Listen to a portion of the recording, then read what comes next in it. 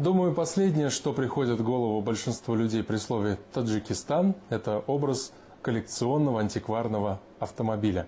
Скорее «Газель» или «Копейка Жигули», не в обиду будет сказано. Но не создавайте себе стереотипы. Они на то и созданы, чтобы их ломать. В республике много настоящих ценителей, фанатов ретро-автомобилей.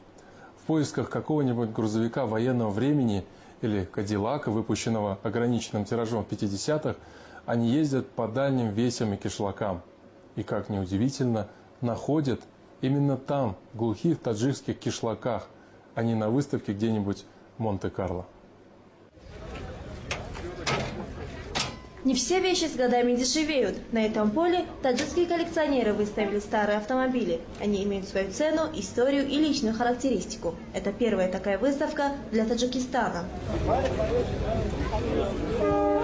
Выставку «Авторетро Душанбе» приурочили ко дню рождения столицы. Местные коллекционеры выставили 80 автомобилей 1931-1970-х годов выпуска.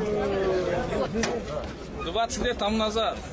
Самого старого железного коня пригнал Рахимджон Назаров из города Вахдат. Старые коллекционные машины – главная страсть братьев Назаровых. Здесь они представили 10 ретромобилей, а всего их в семье 25.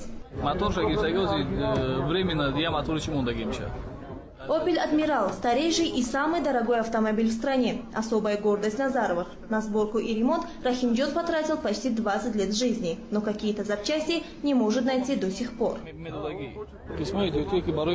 Для «Опель Адмирал» найти запчасти очень сложно. Какие-то мы приобретали за рубежом, некоторые переделывали сами. Сборка таких автомобилей – очень тяжелая работа, требующая терпения. Сейчас осталось немного доделать. Как все закончим, тогда подарим городу. Абдушукур Одинаев никому не собирается дарить свой боевой автомобиль, не думает и о продаже, хотя ему постоянно предлагают хорошую цену. Это бронированный автомобиль. На нем в советское время ездили только первые лица республики. Советский лимузин – так называет свой автомобиль Абдушукур. Когда он его покупал, у него не было ни мотора, ни карбюратора, ни кардана.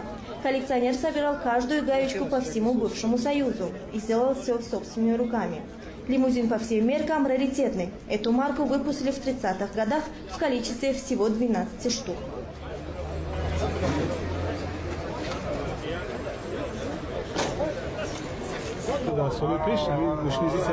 В прежние годы такие марки ЗИЛ-301 изготавливались только для правительственных лиц. Когда они выходили из эксплуатации, то их читировали и сдавали на металлолом. Я не знаю, как эта машина уцелела. К счастью, она попала ко мне. Такие машины выпускались по спецзаказу. Вот этих лимузинов было всего 12.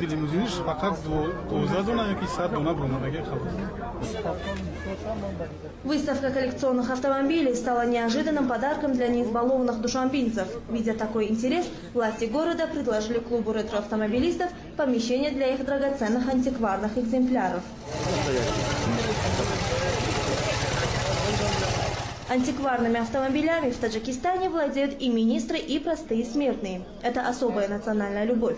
Попавшие на выставку, иностранные экспаты не скрывали удивления, что в такой небогатой стране есть такие авто и такое сообщество коллекционеров-фанатиков.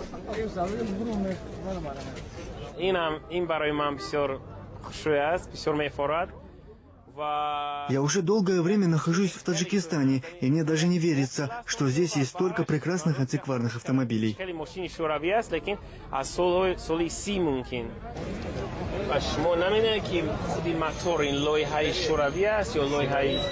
Англичанин Дэвид Харпер в Душанбе впервые увидел модель старой европейской машины. Это знаменитый «Опель», который делали на заказ для первых лиц государств.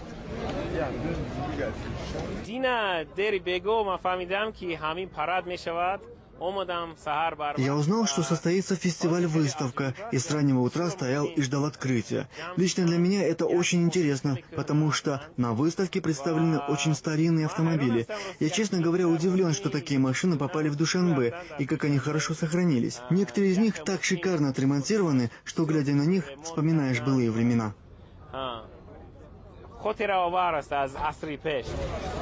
Владельцев коллекционных авто мало интересует их функциональное предназначение. В данном случае машина как раз роскошь. Для них важнее возраст и история. Автомобиль Рустамбека Рауфова привлек всеобщее внимание именно своей историей. Вездеход ГАЗ-67Б – военная машина. В годы Великой Отечественной войны на ней ездили генералы армии и в силу технических характеристик разведчики. Такой больше ни у кого нет, говорит хозяин. Этот автомобиль 1941 года производства. Я купил его у русского мужчины, дяди Саши из Шахритурского района. Машина была в ветхом состоянии. Я покрасил ее в заводской цвет, а запчасти купил за границей. На ремонт ушло 3 года. Над ним 1 год и 6 месяцев работали 3 мастера, а потом еще 3 мастера около 1 года и 8 месяцев. Я готов потратить столько средств, сколько потребуется для полного ремонта, потому что на таком ездили только генералы. После войны каждой советской республике раздавали по одной такой машине, и тогда на них разъезжали чиновники. Владельцы хвастаются, что их автомобили могут стоить и $100 000 и больше. Но специалисты говорят, что пока это все же хобби для избранных. Вот и на первой выставке «Авторетро Душанбе» ни одной сделки не заключили.